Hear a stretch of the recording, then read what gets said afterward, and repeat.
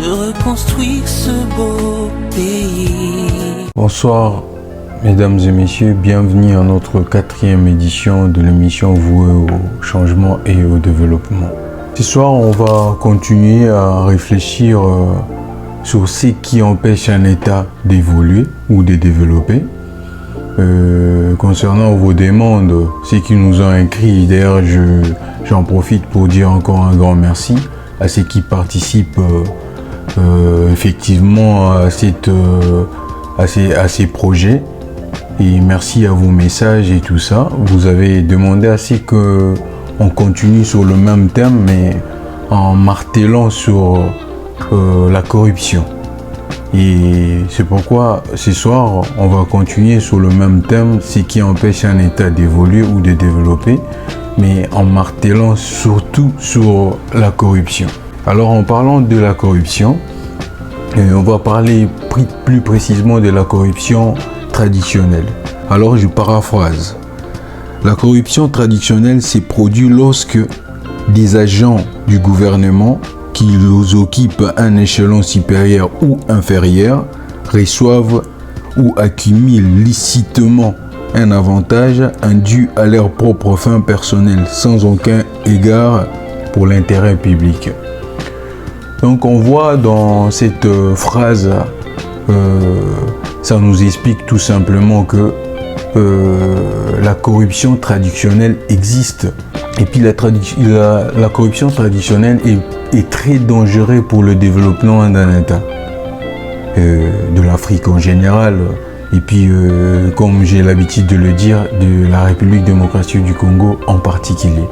La corruption traditionnelle, c'est-à-dire tout simplement que les hauts responsables ou les dirigeants, qu'est-ce qu'ils font? Ils se partagent le pouvoir, ils se partagent les biens. Parce qu'aujourd'hui, excusez-moi, je continuerai à parler de ça parce que bientôt là, il y aura des élections en République démocratique du Congo.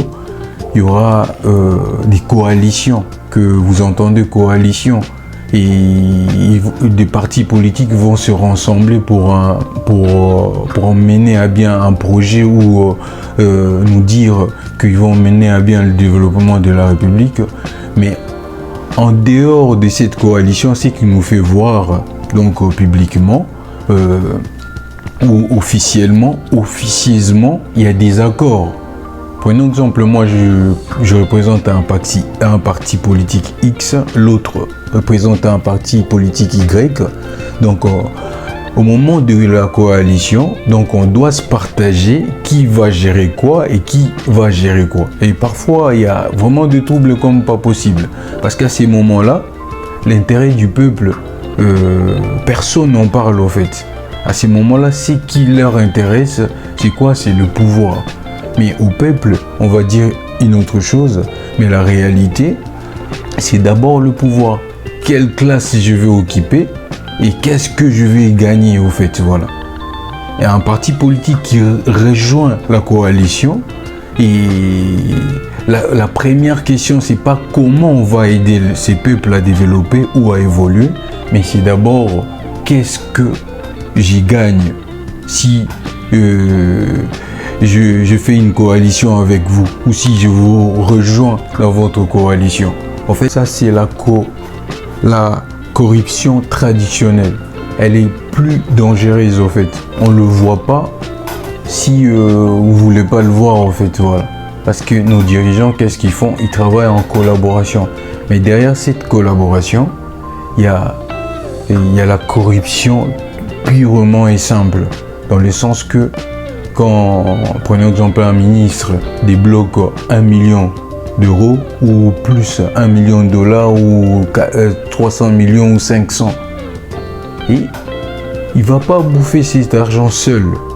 Donc l'argent va se distribuer par rapport à chaque responsable dans un coin stratégique pour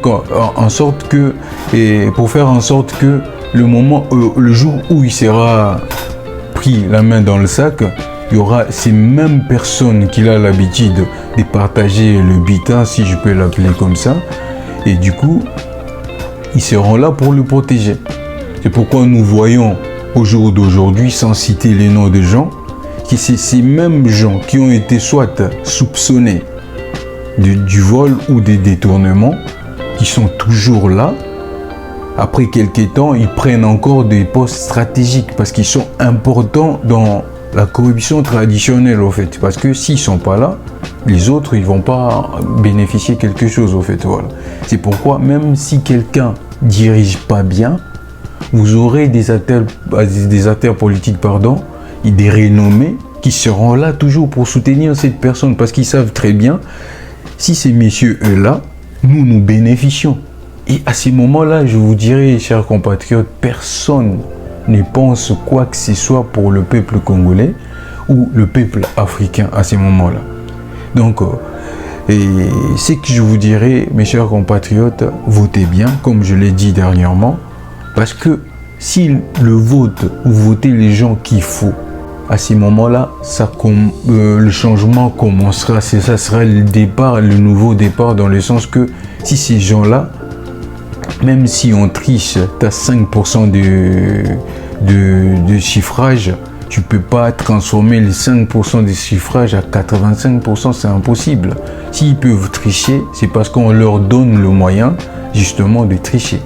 Donc si personne ne va au scrutin pour voter des gens qui, on sait bien au fond de nous que demain ils ne feront rien pour le développement et l'évolution de notre pays, donc il ne faut pas aller voter pour ces gens-là.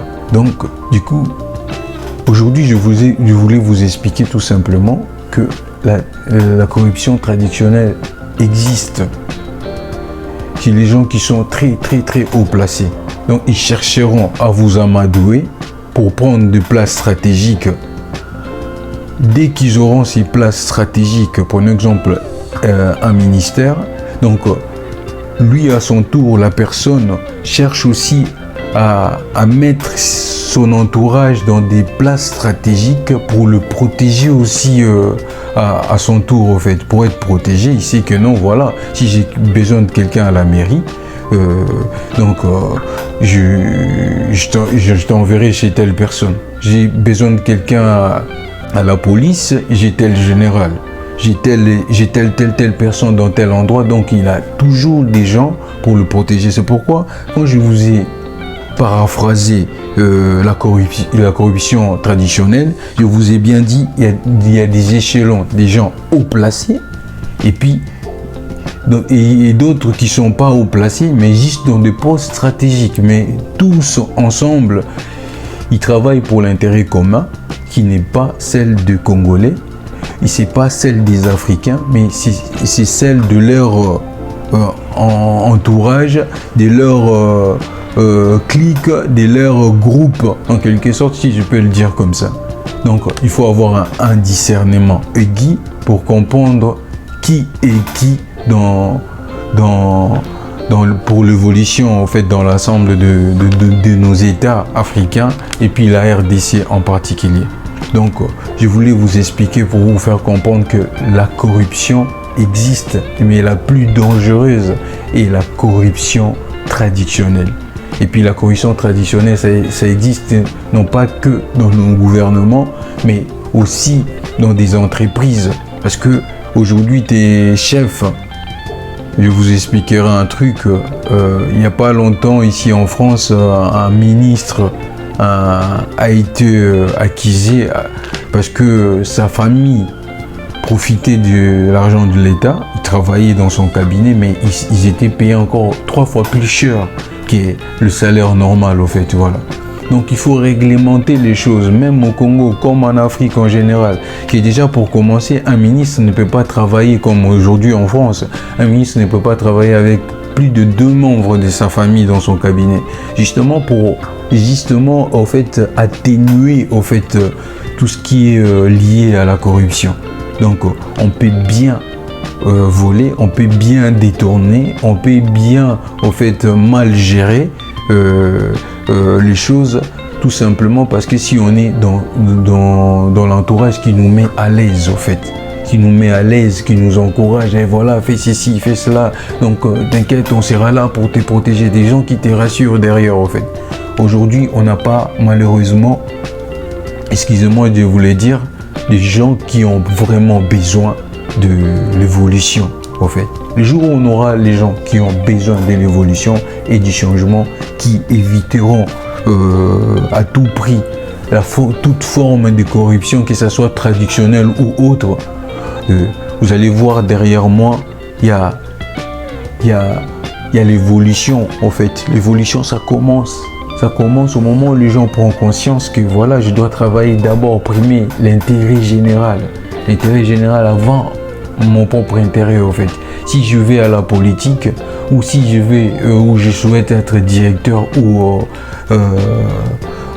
PDG ou DG, donc c'est d'abord pour changer, améliorer les choses. Aujourd'hui même dans des boîtes, quand tu te présentes pour un entretien, donc je te pose la question, ça manque pas comme question. Qu'est-ce que tu apporterais au fait en valeur ajoutée à l'entreprise?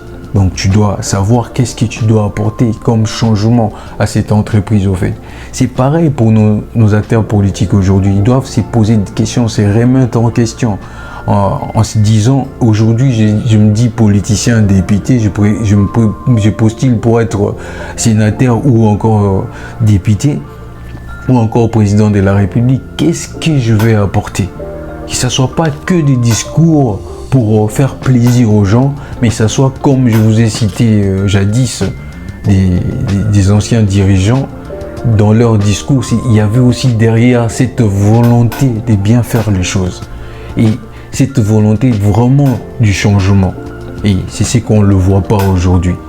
Aujourd'hui, ce qui se passe dans la tête de nos politiciens, c'est juste leurs propres intérêts.